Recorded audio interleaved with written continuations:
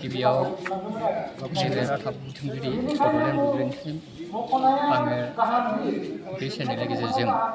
दिनै श्री श्री सचि महन गुरुदेव आफादनि 37थि जे गोसोखां हाबाफारि लादों सानसेनि हाबाफारिजों दा बेवहाय जोंनि बे गहपुर आनसलिकआव जोङो 7टा प्राइमारि दं बे 7टा प्राइमारिखौ लानानैनो जों दिनै गाजा गोमजायै सानसेनि हाबाफारि खुंनाय जादों बेवहाय जोंहा गुतै जोंनि बे आश्रमाव जोंहा मोनथाम खाम्फाफोर दंफायो लोगोसे जोंनि गुरुदेव कालिचरण आफानिबो बेवहाय खाम्फा मुसुखा दं गिबि हाबाफारियाव जोङो बे हाबाखौ लादों जयग'नि गेजेरजों आरो सेथि हाबाफारिनि जयग' लानाय आरो बेनि नैथि फारियाव जोङो सचि महन गुरु आफानि खाम्फायाव बिबार बावनाय आरो बेनि लोगोसेनो बे साखाथियाव थानाय जोङो गुरुदेव कालिचरण आफानिबो खाम्फा दंफायो बेखौबो जों बावनाय जादों आरो लोगोसे बेवहायनो खाथियाव थानाय जोंनिनो जुगेश्वर ब्रह्म आफानिबो जोंहा बेवहाय मुसुखा दङ बेवहायबो जों बिबार बावनाय हाबाफारि लादों बेनि उनाव नै दा गेवलां मेला सोलिगासिनो दं बे गेवलां मेलायाव जोंहा गुरु सचि महन आफानि जिउ खौरांखौ दा फरायथिगासिनो दं बेनि गुबै थांखिया जाबाय जे सचि महन आफाया बै सानसे समाव गवालपारा जिल्लानि कृष्णाइनि 10-15 किल'मिटार गोजानाव थानाय दहिकाटा बहलामपारा हायाव 1931 मायथाइयाव जोनोम लादोंमोन बिनि उनावहाय बे जोनोम लाखांनायनि उनाव बिसोरनि न'खरा गोबां माने न'खर थासारिया उसुबिदा माने गोबां माने रां रुफा बायदिसिना न'खर थासारि गाज्रि जानायाव बिसोर बिथा सोलायनो गोनां जायो बे खाथियावनो नवापारा होननाय अखा मासगाव होननायाव आरो बिथा सोलायो बिनि उनावहाय बियो धोरोमनि सरसा खालामनो थाखाय बियो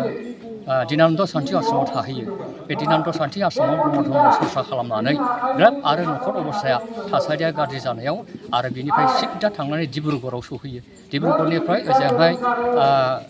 सनारि घाटजों सहैनानै सिलाबोथार सिलाहुथिथिं थांनानै बेवहाय मोनसे हादान लाहैयो बे 1960आव बेवहाय बियो हादान नायनो थाङो फैनानै बे सार्भे खालामो उनावहाय 1962आव बेवहाय गामि खुंहैयो बे गामिखौ बियो सिलाबारि गाव नाम दोनना लादोंमोन बेनि उनावहायनो बियो बे प्रसाद संसारनानै धोरोमखौ फोथायथि लानानै फिन बियो फोसावो बेवहाय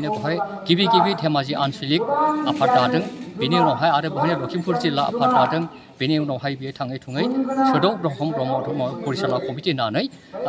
1975 मायथाइ जेनाखि 1 सेप्तेम्बराव नैबे हाबाफारिखौ बेनि गेजेरजों लादों बेनिखायनो बे गुरु आफायाबो जेरै गुरुदेव कालिचरण आफाया जिनिखि बिहोमा होलांदों बिनि माने माखासे मावनो गोनां हाबाफारिखौ बे सचि महन आफाया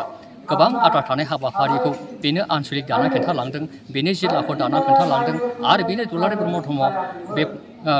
आफादखौ बेनि थुलुंगाजोंनो दाजेनदों बेनिखायनो बिनिबो जोंहा गोबां बिहोमा दं बेखौ जों रिनायसेन्स खालामनाय बेनि थुलुंगा होनाय जांख्रिखांहोनाय दोननाया नैबेनो जोंनि थासान्दि दुलाराय ब्रह्म धर्म आफादा बे जुदि दाना खिन्थामोनब्ला हयथ' दासिमाव जों दानाया जागौना जाया बेखौ बुंनो हाया बेनिखायनो बे थुलुंगाखौ बेनि होनायनि गेजेरजोंसो जों बे आफाद दुलाराय ब्रह्म धर्म आफादा दाजानाय जादों बेनिखायनो जोङो बे खाथियाव थानाय जोंनि गुरु सचि महन आफाया खालि मा होनना बुङो जोंहा जुगेश्वर आफाया गावनि गाहाय गुरु हिसाबै जोंनि गहपुर आनसलिक बे जुथि आश्रमाव बे खाम्फाखौ लाबोनानै दिनै सिबिनाया जों 31 बोसोर जाबाय आरो जों दा बेखौ बेबायदिनो जों गोसोखांथि फालिबाय थागोन फालिगासिनो दं आरो उनावबो जाहाथे जों फालिलांबाय थागोन बेनिखायनो जों दिनैबो बेवहाय 7टा प्राइमारिजों जों दिनै गोबां माने गाजा फैनानै दिनै सानसे हाबाजों बेखौनो जों दा खुंनो हाबाफारि लादों बे हाबाफारिखौ बेयावल' खुंनाय जायो ना गुबुन जायगायाव खुंनाय दा जायो बेखौ जोङो ओरैबादि नांगोन बेखौ जोङो दुलाराय ब्रह्म धर्म आफादाव फेहेरनो थाखाय नाजादोंबाबो जि समाव जे गुरु आफाद दंमोन बे थानाय समावनो जोङो ओरै गुबुन फारसेजों बारलांहोनो थाखाय सेस्था खालामदोंमोन आलासि लायनानै नाथाय बेवहाय माखासे आनसलिक जिल्लाफ्राव दासिम खुंनाय जायाखै जोंनि बे गहपुर ओनसोलावनो सिमा जानानै दङ ओमफ्राय उनफ्राव जुदि बेफोर फेहेरनो हागोन ना हाया बेखौ उननि बाथ्राखौ जों बुंनो हाला दा बर्थमान जोंनि बे गहपुरावनो आनखि जोंनि सनितपुर डिस्ट्रिक्टनि सिङाव थानाय जोङो सनितपुर डिस्ट्रिक्ट होनबा जोङो 4 आनसलिक दं दिखियाजुलि सारिदुवार न'दुवार आरो गहपुर मात्र जोंनि बे गहपुर आनसलिकआ खुंदों जिल्ला हिसाबै दाबो खुंनाय जायाखै बे आनसलिकआवनो सिमा जाना थादों दा ओंखायनो जों दिनै बे 31 बोसोरसिमथि जाफैबाय अब्लाबो जोङो बेहाय माखासे आनसलिकआव जों प्रभाबखौ खोख्लैनो हायाखै दा बे थमान जों बेवहायनो खुंगासिनो दं बे उननियाव माहा जाहैगोन बेखौ ओरै लखिमपुराव खुङो धेमाजि बेबायदि बिसोर ओरैहायबो खुंबाय थायो बेनिखायनो जों दा बेबायदिनो जों खुंनानै दङ उनावहाय जोङो आलासि लाबोनायनि गेजेरजों बेखौ जोङो दुलाराय ब्रह्म आफादाव बेखौ जोङो जुदि सिन्था सरसा खालामनानै खुंनो हागोन हायाखौ उनफ्राव सावरायनाय हाबाफारि लागोन बेखिनिखौ सासे आसिनिफ्राय बुंबावदों दिनै जोंनि गहपुर आन्चलिक ब्रह्म धोरोम आफादा श्री श्री ससि महन आफानि जि तिरुभाब तिथि खुंदों बेखौ जोङो मोनब्रै आफादजों जथायै खुंदों जे जोंनि आन्चलिकआवनो सिङाव थानाय आइजो आफाद लाइमोन आफाद प्रसार संसद आफाद आरो गागि आफाद बे मोनब्रै आफादा जथायै बेखौ हाबाफारिखौ खुंदों दा खुंनायाव दानिसो बावै आफाया बुंलांदों जे रहेन आफाया दिखागुरु आफाया बे ससि आफादनि जि बिहोमा बे बिहोमाया जोंनि दिनै गहपुराव जोङो धोरोमनि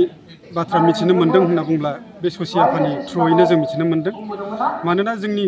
गहपुराव गुरु आफा जगेश्वर ब्रह्म बे आफाया ससि आफानिफ्राय दिक्षित जानानै जोंनि गेजेराव धोरोम प्रसार खालामदों जोंनि बे आन्चलिकआवल' नङा सारा आसामावनो दुलाराय ब्रह्म धोरोम आफादखिनि याव माने बिबान लानानै प्रसार खालामबाय थादों